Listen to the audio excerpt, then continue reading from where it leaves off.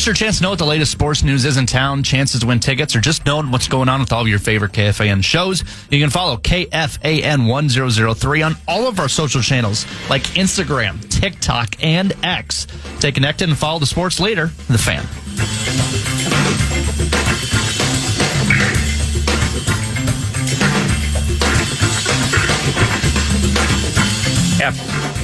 At Parker Fox 24 via the X Machine. He's Pete Fox, beloved surrogate radio in play. KFAN Sports Time is 11:15. Brett Blakemore produces, filling in for the Nords. And I'm Paul Allen. Here comes Pete Fox, who, when's the wedding? June or July? August. Oh, like I said, August. Pushing it back. So you, let's see, year of our Lord 2026, April, May, June, July. So we're about 5 months in small change. Is that what we got? From you having a brother-in-law. Let's go. Who I was watching on television yesterday named Nate Heisey. Oh, yeah. And he plays for Iowa State. And I can't claim to, like I've watched Taylor skate for the United States team and play Frost games more than I've watched her brother play for a big-time D1 basketball team because I just haven't watched Iowa State that much. Watched almost the whole game yesterday. And what a scrapper. I know. Your future brother-in-law, you can't call him a prolific scorer. You can't call him prolific off the dribble and one guy. Defense high end. Everything about him has some high end to it without really anything sticking out. Yeah. He's so good at so many things, Nate Heisey, and that includes pass deflections, and he's just a smart basketball player, isn't he? Well, it's highlighted by 36 minutes played in a round of 32 game, right? Like you're not on the court for 36 minutes if you're not providing value. And I think that's something where you look at how hard it is to win a game, right? Like how difficult, especially this time of the year, the scouting is intense, the environment, free throws are probably tightened up because of the environment. You're playing in NBA arenas now, and you're on the court for 36 minutes and you're out there for a really good reason. So I think you hit the nail on the head, PA.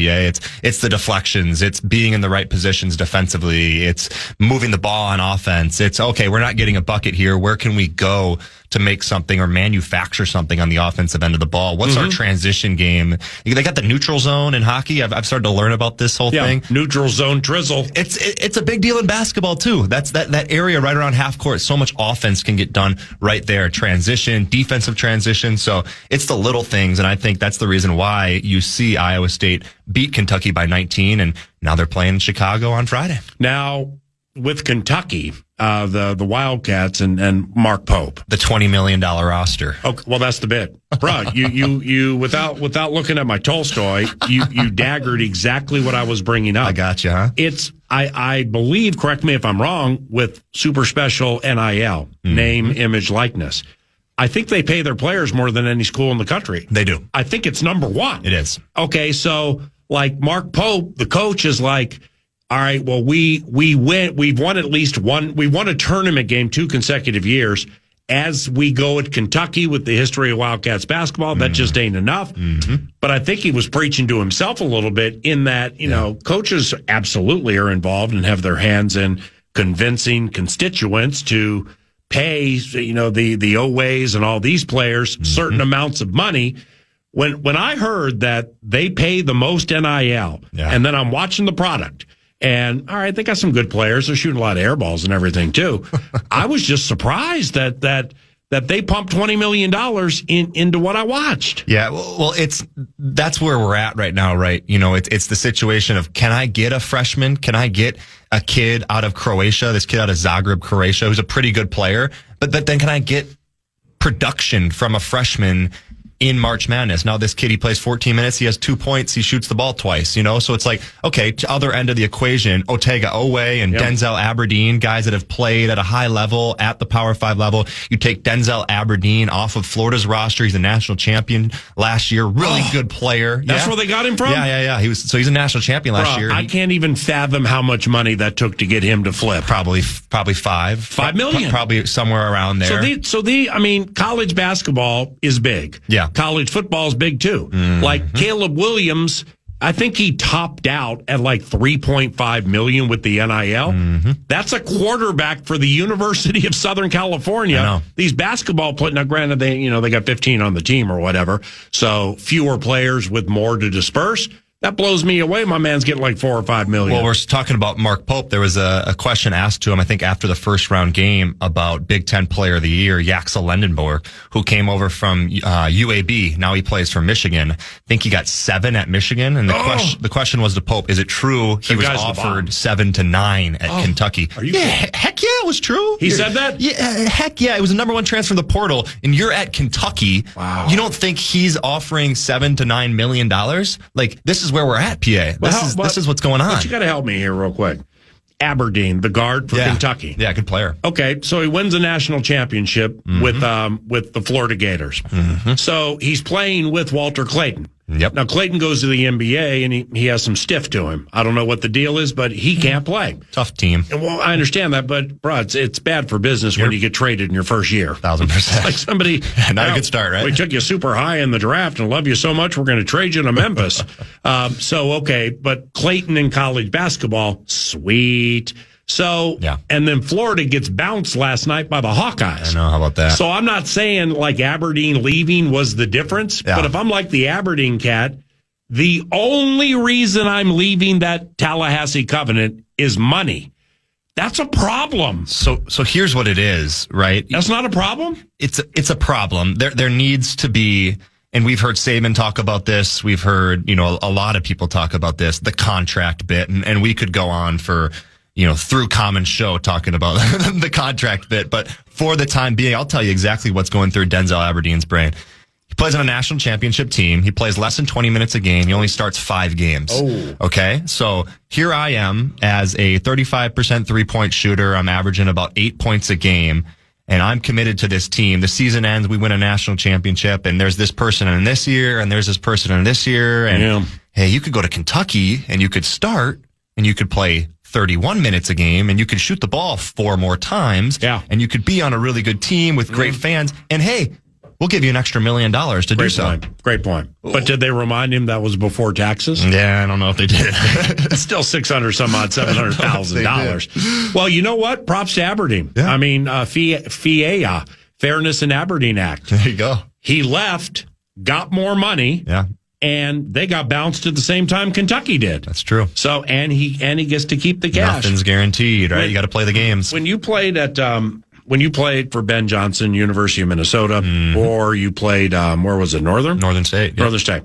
Okay, so like, when would you say, physically and just confidence-wise, you were at your peak? Like, I'm at the very best I felt and played in my D1 career. When I was entering the portal, I was actually number 3 ranked prospect on ESPN. In the country? In the country. Yeah. Damn, you almost got like $3 million from Mark Pope? But this was before the NIL era.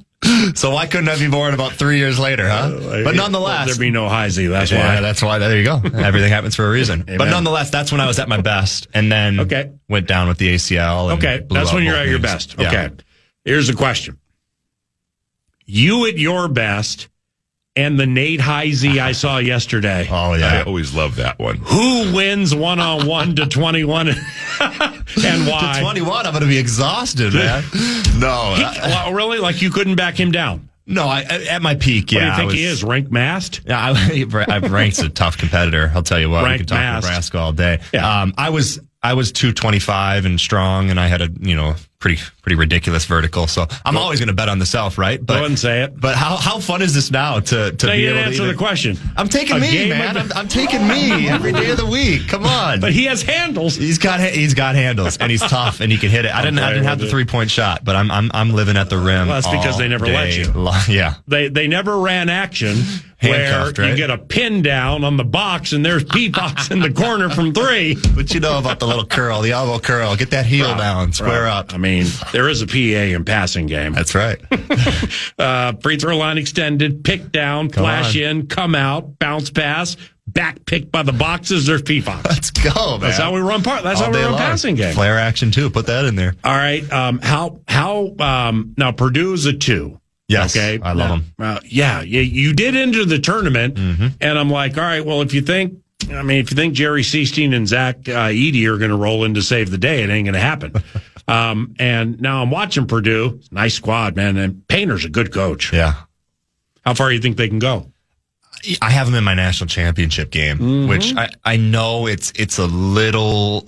Arizona's really good, PA, and I think they have the guard depth as well. But the one thing that I always like to highlight is veteran and experienced guards. Braden Smith is their lead guard, just set the record for assists. Had a rough game yesterday. Rough game, but he still won. He's the kind of guy where it's like you can have a rough game and he's going to will you because he's going to be there. He's going to be out on the court. He's going to play the minutes. He's going to get guys in the right spots. Like it's the intangible things that come with him. And then his backcourt partner and Lawyer is as elite of a shooter as I've seen. His IQ is off the charts. He's always makes the right play. He's on the ground for loose balls. He's taking charges, like all the little things that take place within a game. So now they got a Texas team that I think is going to give them a battle. I think this Texas team's underrated. You get past them, you're going to see, which I think is going to be the game of the weekend, Arizona versus Arkansas. You got Calipari. You got this Arizona team that's big. They're strong. They got good guards. Both those teams can score. Both those teams can score. And I think that's a 10.5 spread in favor of Arizona. I love Arkansas covering that. I don't know if we're doing the Blakemore bets right now. But you'll be back Wednesday if you got time. But nonetheless, we'll do the bets then. That's going to be a fantastic game, both of those two games. But I really like Purdue. Painter hasn't got it done in the tournament the way he wants to. I think this could be the year. What about Patino and that dirty loss he put on the Jayhawks? Well, I just told you my team in the national championship. This is my team I have winning the national championship. St. John's is my squad. New York. That's a hell of a pick. New York's team. I know. It's a little risky, and I know it is. Yeah, but nobody takes. I mean, it's like that's how you win NCAA tournament pools. If it happens to be a first resource bank pool or whatever, is like I played 4 pools. I got Michigan winning 2. Yep. And I had Duke winning 1 and Florida winning 1. Yep. Which makes me a lemming because everybody does it that way with the 1 seeds. So therefore, if St. John's wins the NCAA tournament, whatever bracket, whatever you're in, I mean, more than a puncher's chance to scoop. Oh, totally. I love that. Yeah, I love Rick Pitino. He's a guy who recruited me when he was at Iona, and I was going through the transfer thing. Like, I was ready to play high major basketball, and Rick Pitino was coaching at Iona, and he was still in my top, 10 or whatever because he's Rick Pitino. He's Rick Pitino. Yeah, it's like, the bomb. What are we talking about here? I'm getting phone calls from Rick Pitino, and I'm just a kid from, an eastern suburb in Minnesota. Like, this is highlight of my day. Well, I remember when he coached the Celtics and the Knicks. There you go. I mean, I'm watching him coach those NBA teams. That's how far back I go with him. Yeah, he's the bomb. And I love the intensity and the defense that St. John's plays with. They beat UConn by almost 30 points just a couple of weeks ago. And this is a really tough UConn team. I love their defense. I love Zuby Ejiofor. I think he's as elite as they come. Defensive rebounding, blocking shots, and then they just play so damn hard. You saw the way they beat Kansas on that buzzer beater. Now it's going to be a tough game versus Duke because this Duke team's legit as well. But I got the Red Storm. Michigan, the Wolverines. Of all the teams that I've seen, and they got the transfer for like $5, $6, $7 million. What's his name again? Yaxel Lennon-Moore. Yeah, he's nice. Yeah. And by the way, with Arkansas, this freshman, Akoff, he's a freshman, right? Where did he? I mean, I'm sorry. This is FINA, Fairness and 9 to Noon Act. Yeah. I didn't watch him play. I barely even knew he existed until the NCAA tournament. True freshman, right? Or a redshirt? He's a freshman for sure. Okay. I would assume so he's he's 19 or 20. Are you kidding me with this kid's skill set? 23 points a game.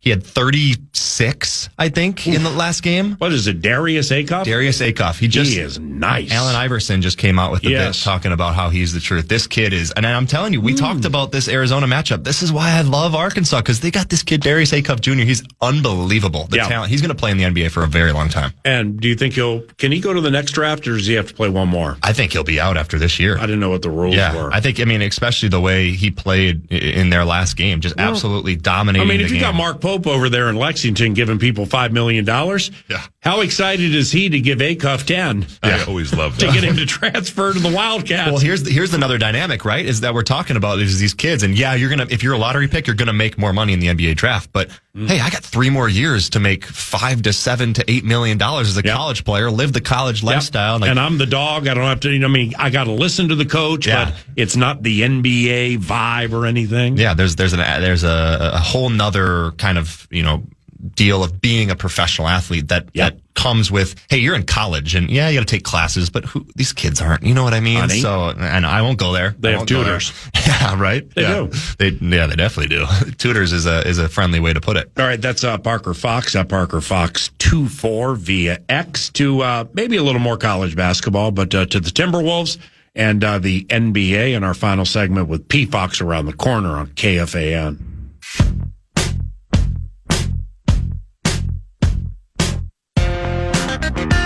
Do you want to be at the next big game or concert? We're giving away tickets to the Wild, Santana, the Doobie Brothers, Chris Stapleton, and plenty more. Enter today, KFAN.com, keyword contest.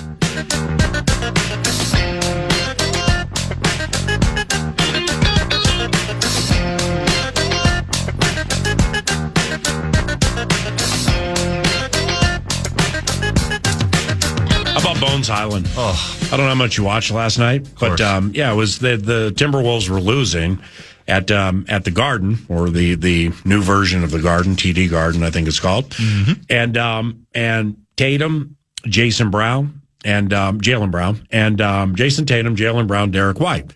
Well, that's got some MB3 to it when it's up and running. Totally. I thought this would be one of those Rudy games, and it kind of was, but he didn't play a lot at the end. How about you being a big man? You really appreciate this.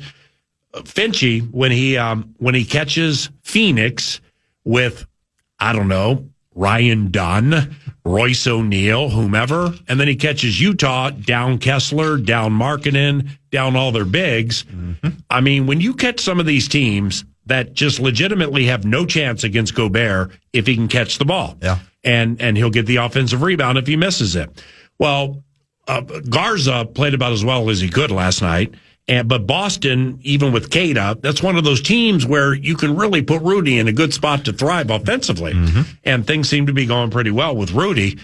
But when they flipped the script and turned the game around, no Anthony again, Bones Highland, Ayu Dosunmu, and Naz Reid. Yep. I mean, when Naz Reid and Jaden, well, let's just focus on Jaden McDaniels. Oh, all day. When McDaniels gets a chance to get touches, go on the bounce one-on-one. Yeah.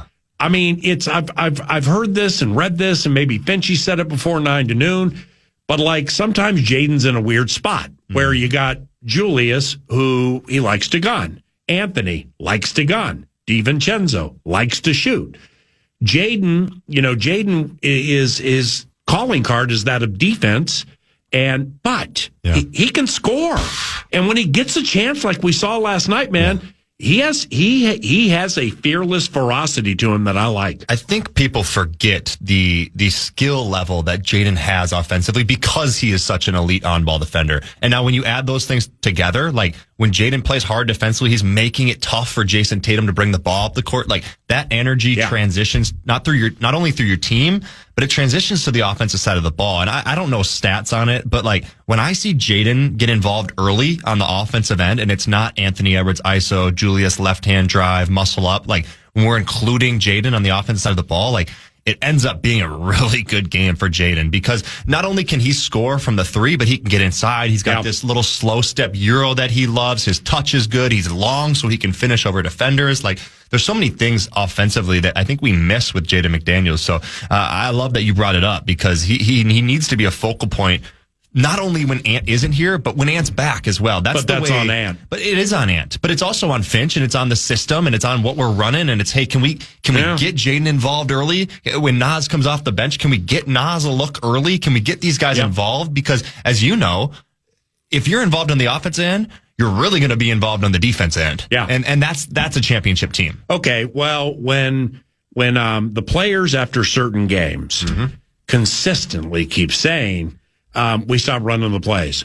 When we run the plays, we're tough. DiVincenzo, after a loss, was like, we're so talented that we know we can beat most of the league, not running the plays the right way, off talent alone. Yeah. But like as we learned tonight, it might have been against the Clippers or whatever, there are some teams we play, we can't do that. So with what you just said about Jaden McDaniels, I'm beginning to think that when Edwards, Gobert, DiVincenzo, Randall, low-key are talking like, when we run these plays, we're really difficult to beat. I'm thinking the one who's getting cut out of the mix is McDaniels. Yeah. So it's like, all right, well, hey, the play's not exactly the way we worked it and practiced or watched it on film. Hey, welcome to the world of professional sports. But they're still kind of the same. Yeah. But see, then players will go to their will, free will, the I over the thy, with 12 to go on the shot clock, and the play's still there. Yeah. But then they'll be like, nah, back them out. You know, boom, boom, boom, boom, signal a pick. There we go. Pull up from 18, miss it, go the other way. I love that you brought the 12 on the shot clock up because I think that's such an important thing, right? Like, guys get so shot clock conscious. It's like, okay, it took us 6 seconds to get the ball off the court. Now there's 18 on the clock. Okay, we run our initial set for 4 or 5 seconds. Okay, now there's 11, 12 seconds. Nothing was there in the initial set. Isolation. You have 12 seconds. It doesn't take 12 seconds to run a set. And not only that, you don't have to be afraid to go deep into the shot clock. Like, that's where championship teams win. And then, hey, now we got a good look off. Now the defense had to switch because now Rudy's got a small on him. If we miss, offensive rebound, kick out, extra shot. Like, that's how you grind teams down. That's how you wear teams down. That's how you win championships. So our favorite team, which will have post-game shows and a fan line called Howl with the Homies. Max Fuller and P-Fox. Max Fuller is going to be with 9 to noon the next couple of days, from what I understand. So there'll be some Timberwolves talk with Max and stuff like that. Love those shows. When we get to that point, the pity the fool who tricks themselves into believing the Minnesota Timberwolves are better without Anthony Edwards. Okay? Now, last night's victory, maybe outside of that like Friday night at home against Oklahoma City, where Finchie freaked out and Finchie changed the league with the way with the way SGA is called. I love it. He changed the whole thing. As he should. Because SGA is called more fairly now than he's ever been called. No doubt about it. So that was the bomb win.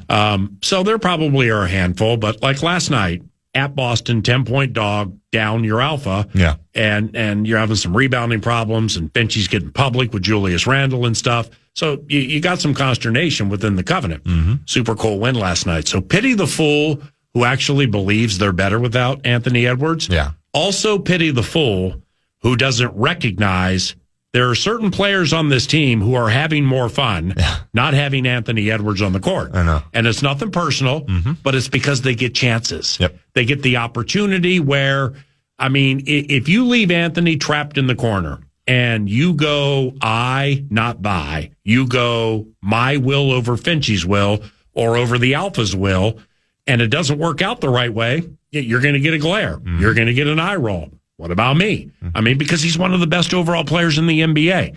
So, of course, they're better with him, but I don't think it can be denied that there is a different style of play that they play that has a cohesiveness to it, and there are certain key players who I believe are having more fun now than when it's a full complement. What do you think? Well, you have to look at that and say, what is it highlighted by? Like, is there facts that can prove it?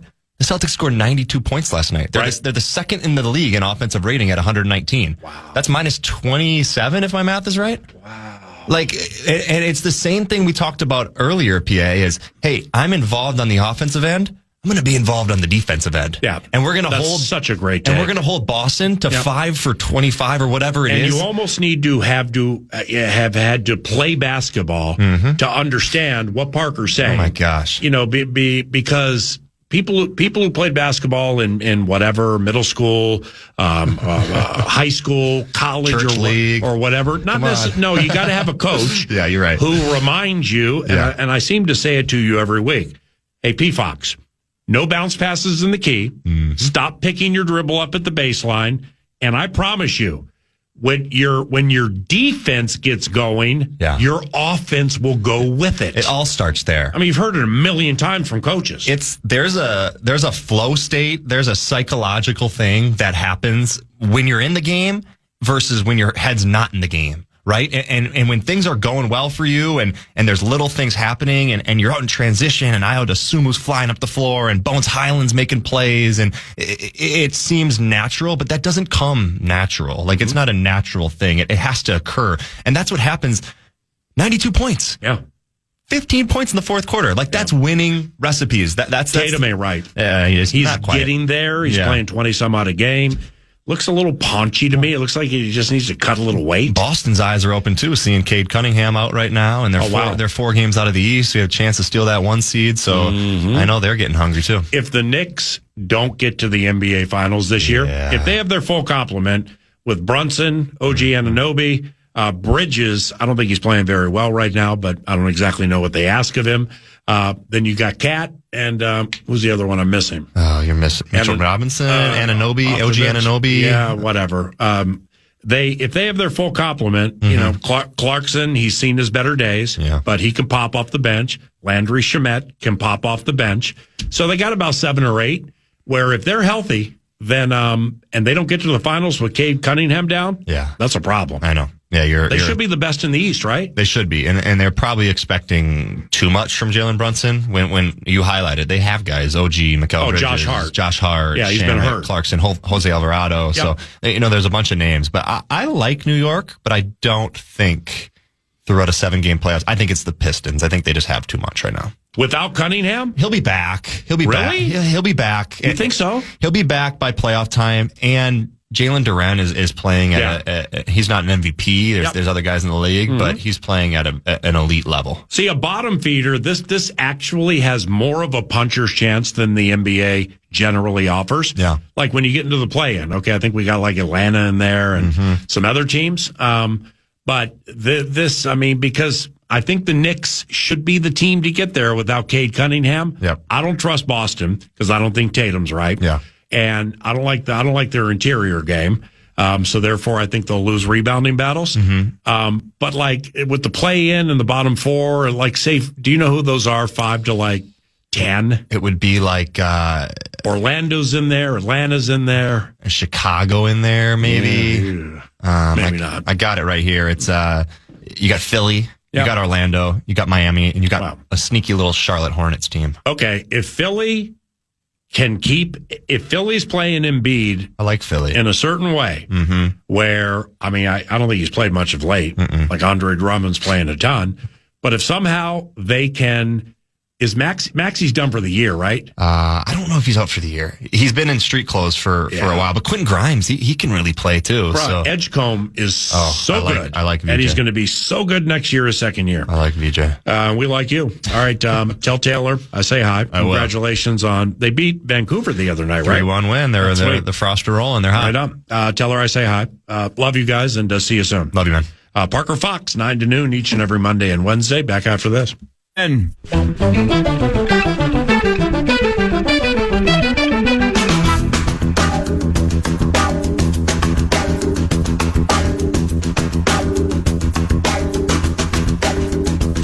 this track is part of this is one of those iHeart bits where via the podcast we can't get in trouble. that's correct. I don't think you're going to know this song. In fact, a lot of people listening probably won't, if not everybody, and that's fine. There's a band called Tower of Power. I am familiar. Well, they have a song called What Is Hip. And I'm telling you right now, the small funk, whatever that thing's called. Yeah. They stole the beginning of that bit from What Is Hip. So hey, it's podcastable. Hey, it's part of the week track selection, the old WTS. But if you're looking for What Is Hip in the Minneapolis market in the system, we'll see. You might want to, unless it was put in there by, Well, because I know Barrero used to have them all the time. Is this it? Okay, stop, please. A, Apologies from yours truly for those who put music in the system. The Laron, what's the Laron? It's the Prophet. Okay, now hit that one that you played, the small funk thing. Not here. Hold on. Stop. Give me what is hip.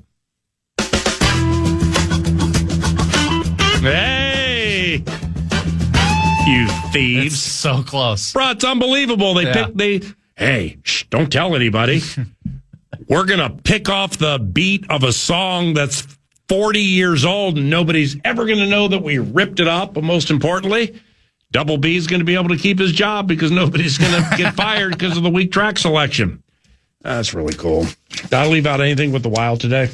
I don't think so. I know you listen closely. Florida swing. You're into that squad.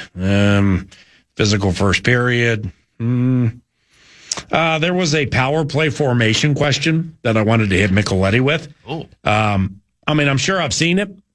It's a thing with Dallas. It's a bit where they have they line up four across the blue line, and then the guy with the puck swings around, gets the puck, takes off, beats a guy, but then the other four ignite, and it becomes a chaotic frenzy. And it's like you don't know where people are, and they're setting picks and stuff like that, man. I just really like how they execute that. Another one I forgot for Mick Tocchet. Are you an elite last change mind?